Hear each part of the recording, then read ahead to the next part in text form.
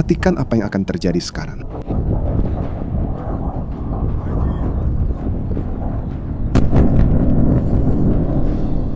Ledakan besar ini direkam oleh seorang tentara Ukraina di suatu tempat di garis depan timur belum lama ini.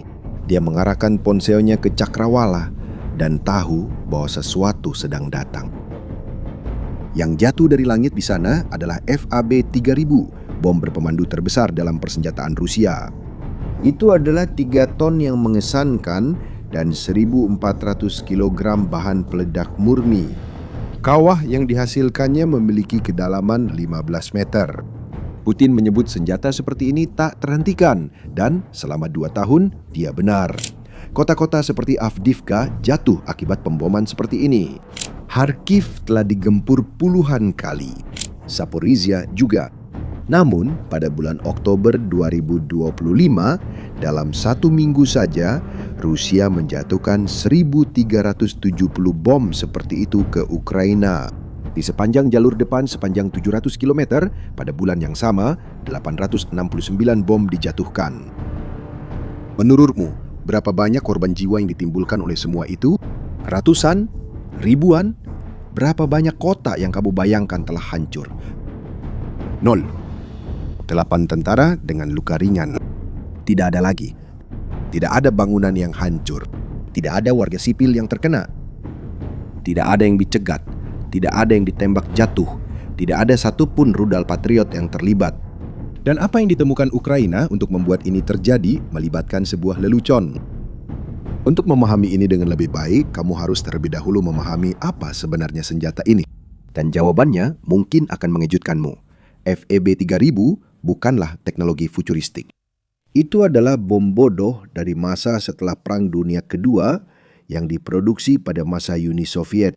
Tanpa GPS, tanpa motor, tanpa kecerdasan sama sekali. Sebuah cangkang logam yang penuh dengan bahan peledak yang jatuh bebas dari pesawat. Rusia memiliki ribuan bom seperti ini yang telah disimpan selama puluhan tahun tersisa di gudang-gudang. Pada tahun 2023, para insinyur Rusia mendapatkan sebuah ide yang sederhana namun menghancurkan. Mereka mengambil bom-bom tua ini dan memasangkan sebuah kit. Sayap lipat yang terbuka setelah peluncuran. Sebuah penerima GPS. Sebuah komputer kecil. Tiba-tiba, sebuah rongsokan dari Perang Dingin berubah menjadi senjata presisi modern. Kit ini disebut UMPK. Harganya sekitar $25.000 per unit. Sebagai perbandingan, sebuah rudal jelajah Rusia harganya lebih dari $10 juta. Kejeniusan skema ini lebih kepada sisi finansial sebelum sisi militer. Tapi ada satu hal yang mengganggu. 71% dari elektronik dalam kit ini berasal dari Barat. Dari perusahaan seperti Texas Instruments, Intel, serta perusahaan-perusahaan Irlandia dan Jepang. Setiap bom Rusia yang dijatuhkan di Ukraina mengandung komponen dari Barat di dalamnya. Sanksi-sanksi itu ditembus dari segala arah. Selama 2 tahun tidak ada yang berhasil menghentikan hal ini. Bom-bom ini terbang terlalu cepat untuk terdeteksi tepat waktu, terlalu kecil untuk radar, dan diluncurkan dari jarak yang terlalu jauh. Sebuah jet tempur Rusia Su-34 menjatuhkan bom dari jarak 40-50 km dari target, masih berada di wilayah udara Rusia, tanpa harus masuk ke dalam jangkauan pertahanan udara Ukraina. Bombanya meluncur sendiri, tanpa pilotnya harus mengambil risiko. Pada Februari 2024, kota Avdiivka di timur Ukraina jatuh akibat pemboman ini. Avdiivka memiliki sekitar 30.000 penduduk sebelum perang. Ukraina berhasil mempertahankan kota itu selama 10 tahun. Sejak 2014 menghadapi serangan terus-menerus. Brigad ke-110 unit utama yang mempertahankan tempat itu bertugas di sana selama 2 tahun berturut-turut tanpa rotasi, tanpa istirahat, bertempur dari jalan ke jalan. Dalam waktu hanya 48 jam, di puncak pertempuran, 250 bom seperti itu jatuh di Avdiivka. Pikirkan tentang itu sejenak. Lebih dari 1 bom setiap 12 menit, selama 2 hari penuh. Masing-masing membawa antara 500 hingga 3.000 kg bahan peledak. Bunker-bunker Ukraina yang dibangun untuk menahan artileri biasa hancur lebur. Gedung-gedung mulai runtuh saling menimpa. Ketika para pembela akhirnya mundur, kota itu sudah menjadi puing-puing. Itu adalah pertama kalinya dalam perang Rusia berhasil mendapatkan superioritas udara lokal. Dan itu menunjukkan kepada dunia bahwa bom-bom itu tidak hanya efisien, bom-bom itu mampu mengubah hasil sebuah perang. Dan disinilah cerita ini mulai menjadi aneh. Karena yang membalikan keadaan ini bukanlah sebuah pasukan, bukan aliansi barat, bukan juga misil baru dari NATO. Itu adalah sesuatu yang benar-benar berbeda. Sesuatu yang bisa mendefinisikan ulang bagaimana perang akan diputuskan di abad 21. Tapi kemudian sesuatu mulai berubah. Orang-orang Ukraina menemukan bahwa bom-bom ini meskipun sangat presisi memiliki titik lemah, sebuah kelemahan fatal. Untuk mengenai target, bom-bom itu hanya membutuhkan satu hal saja, sinyal satelit. Tanpa sinyal, bom itu menjadi buta.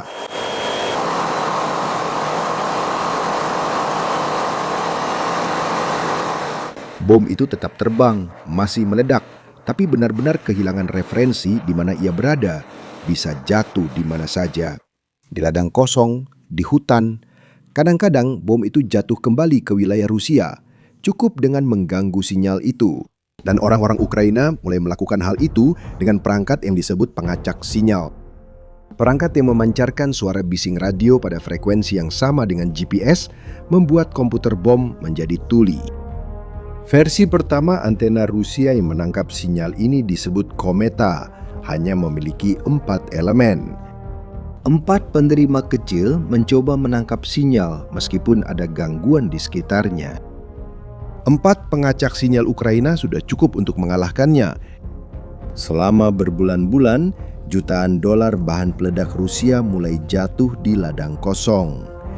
Pesawat tempur Rusia mulai membutuhkan 8, 10, 16 bom untuk mengenai satu target saja. Akurasi mereka menurun drastis. Tapi Rusia tidak tinggal diam. Mereka memperbarui antenanya. Versi barunya memiliki 8 elemen, 2 kali lipat dari sebelumnya. Perangkat jammer Ukraina berhenti berfungsi. Ukraina kemudian berinvestasi pada lebih banyak peralatan. Rusia merespons dengan 12 elemen, lalu 16. Setiap versi baru dibutuhkan semakin banyak jammer yang dikonsentrasikan untuk menjatuhkan satu bom saja.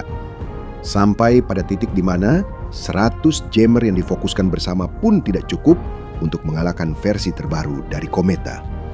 Seorang ahli Ukraina membandingkan perlombaan ini dengan Enigma pada Perang Dunia Kedua.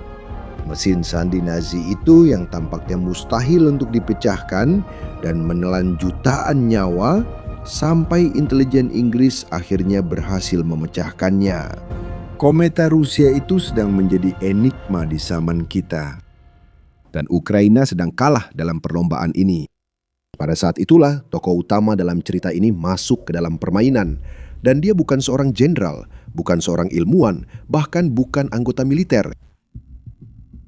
Pada bulan Februari 2022, di hari-hari pertama invasi Rusia, sekelompok warga sipil Ukraina mendaftar ke pasukan pertahanan teritorial di Kiev. Mereka adalah pria-pria biasa, berusia sekitar 35 hingga 40 tahun. Mereka berasal dari dunia bisnis, bukan dari militer. Tidak ada dari mereka yang memiliki pelatihan militer. Pemimpin kelompok ini hingga hari ini hanya dikenal dengan nama sandi, Sang Alkemis. Tim kecil ini, yang kemudian mengambil nama Jaga Malam, melakukan sesuatu yang bahkan tentara resmi Ukraina tidak bisa lakukan. Mereka mendatangi para insinyur tua Soviet. Para pria yang sudah lama pensiun, yang pernah bekerja di institut militer pada masa Uni Soviet. Para pria-pria ini masih ingat dengan detail persis bagaimana cara kerja bagian dalam sistem rudal dan bom Rusia, karena merekalah yang membantu merancang sebagian dari itu puluhan tahun yang lalu. Jaga Malam menyisir pabrik-pabrik yang terbengkalai, arsip-arsip yang terlupakan, dan para teknisi yang sudah tidak dicari orang lagi. Mereka menggabungkan pengetahuan lama dari era Perang Dingin dengan teknologi digital yang baru. Itu adalah sebuah tim yang dibantu oleh para veteran dari perang yang telah berakhir 30 tahun sebelumnya. Dan mereka mulai membangun jammer mereka sendiri. Tanpa uang dari pemerintah, tanpa pesanan dari militer, 5 perangkat pertama dibayar dengan uang dari kantong mereka sendiri. Instalasi pertama dilakukan pada Februari 2023 di Kharkiv dan Zaporizhia, 2 kota yang paling banyak dibombardir di Ukraina. Mereka menamai sistem itu 5. Dan disinilah bagian aneh dari cerita ini dimulai. Membangun jammer itu hanya setengah dari masalahnya. Setengah lainnya adalah meyakinkan semua orang bahwa alat itu benar-benar berfungsi. Dan untuk itu, tim jaga malam harus menyelesaikan 3 hambatan yang absurd. Dan yang pertama adalah yang paling tidak terduga. Pertahanan udara Ukraina itu sendiri.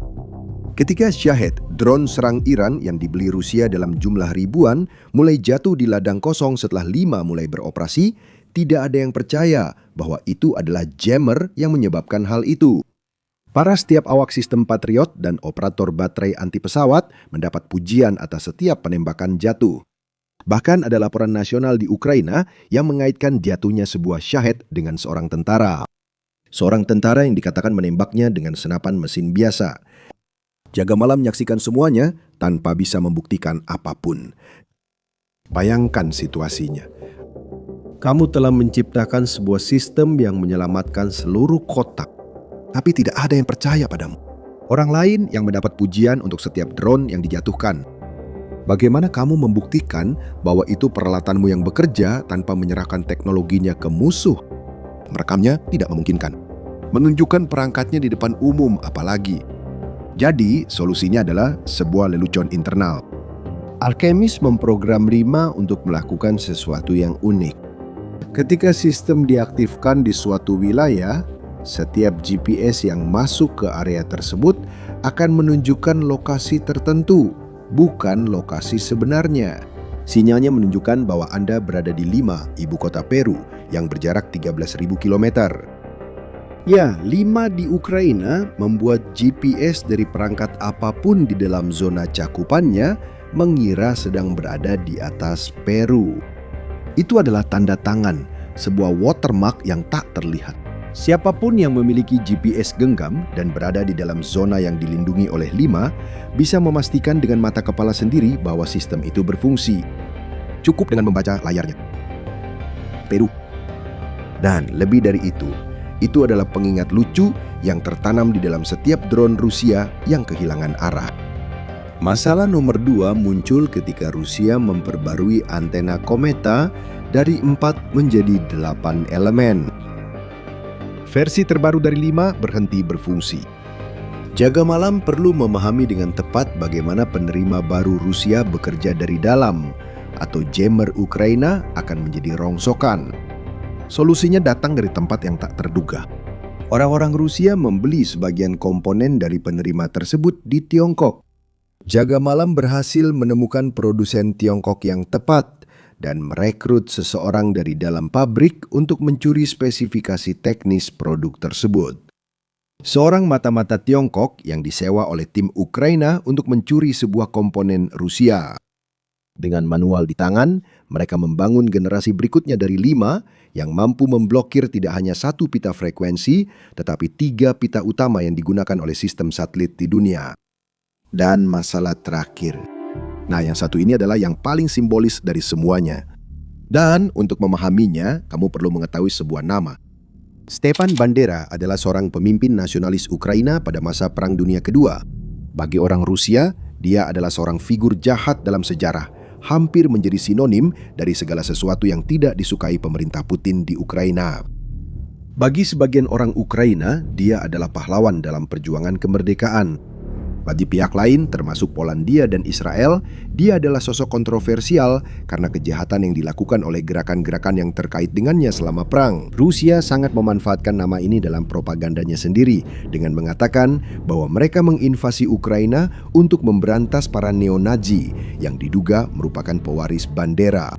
Jaga malam sengaja memilih himne patriotik Ukraina, "Ayah kami adalah Bandera," sebagai sinyal suara yang dimasukkan 5 ke dalam rudal-rudal Rusia saat 5 menipu rudal-rudal itu.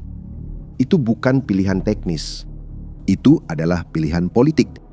Setiap rudal Kinzhal Setiap bom luncur, setiap drone Shahed yang kehilangan navigasi di dalam zona 5 mulai memutar di dalam komputernya sendiri lagu kebangsaan tentang pria yang paling didemonisasi Putin. Itu adalah Ukraina mengirim pesan kepada Putin di setiap bom yang jatuh di ladang kosong. Sekarang masuk ke bagian teknisnya. Dan ini lebih elegan daripada yang terlihat. 5 bukanlah jammer biasa. Jammer tradisional hanya membuat suara bising radio pada frekuensi GPS, berharap penerima bom tidak bisa mendengar satelit. Itu seperti berteriak di dekat telinga seseorang agar orang itu tidak bisa mendengar orang lain. Itu berhasil, tapi kasar dan bisa diatasi. 5 menggunakan teknik yang berbeda yang disebut spoofing. Alih-alih membuat kebisingan, dia berbicara dengan bom itu. Dia mengirimkan sinyal GPS palsu dengan kekuatan lebih besar daripada sinyal asli dari satelit. Komputer bom itu mendengarkan kedua sinyal, tapi memilih yang paling kuat. Dan yang paling kuat di dalam zona 5 selalu sinyal palsu. Bom itu kemudian percaya bahwa ia berada di tempat lain, biasanya di Lima, Peru. Bom itu mencoba memperbaiki jalur untuk mencapai tujuan yang sudah diprogram dan jatuh di tempat yang diinginkan Ukraina. Untuk rudal biasa, ini berarti meleset dari target beberapa kilometer dan meledak di lahan kosong. Namun untuk rudal hipersonik seperti Kinzhal, efeknya bahkan lebih brutal. Kinzhal terbang 10 kali kecepatan suara, lebih dari 12.000 km per jam. Ketika komputer percaya bahwa ia keluar dari jalur dan mencoba melakukan koreksi mendadak pada kecepatan seperti itu, struktur rudal tersebut tidak akan mampu menahannya. Badan rudal terbelah di udara sebelum menyentuh tanah. Angka-angka saat ini sulit untuk dipercaya. 58 rudal Kinzhal telah dijatuhkan sejak 5 mulai beroperasi. 33 rudal jelajah berhasil dialihkan hanya pada kuartal pertama tahun 2026.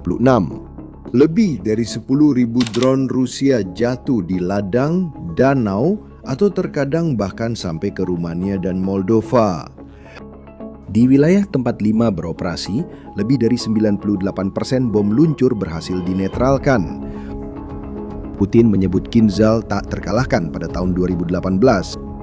Joe Biden, yang saat itu menjabat sebagai Presiden Amerika Serikat, mengatakan pada tahun 2022 bahwa hampir mustahil untuk menghentikannya. Pada bulan November 2025, hanya dalam 2 minggu, Vigilia Nocturna berhasil menjatuhkan 19 diantaranya. Dan sementara 5 beroperasi di Ukraina, perang paralel lainnya sedang berlangsung. Yang jauh lebih berisik. Antena Kometa, otak dari semua senjata berpemandu Rusia, diproduksi di satu kota saja.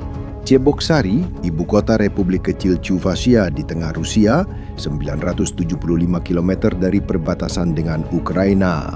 Pabriknya adalah VNIIR Progress, sebuah perusahaan Rusia. Mereka memproduksi antena Kometa, tetapi juga komponen untuk rudal Iskander, rudal jelajah kaliber, dan bahkan untuk kapal selam nuklir. Ukraina menemukan alamat persis pabrik tersebut dan mulai mencoba menghancurkannya secara fisik. Serangan pertama terjadi pada bulan Juni 2025.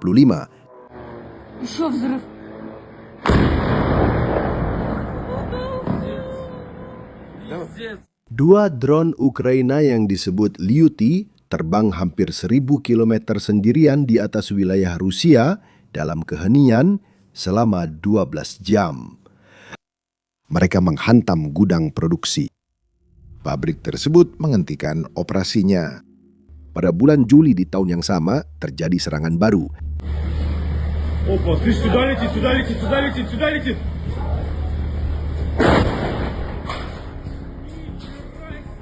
Pada bulan November, serangan ketiga. Pada bulan Februari 2026, serangan keempat. 4 serangan dalam 9 bulan. Setiap serangan memerlukan perencanaan intelijen, navigasi otonom, dan risiko kehilangan drone di setiap titik rute. Ukraina tidak hanya menetralkan senjata Rusia secara elektronik, Ukraina juga berusaha mencegah agar bagian paling penting dari senjata itu tidak terus diproduksi. Ini adalah perang elektronik dan perang kinetik yang berjalan beriringan dengan tujuan yang sama. Dan mungkin inilah pelajaran terpenting dari perang ini. Perang di abad ke-21 tidak ditentukan oleh senjata-senjata termahal, tidak ditentukan oleh rudal hipersonik atau jet tempur siluman atau bom seberat 3 ton.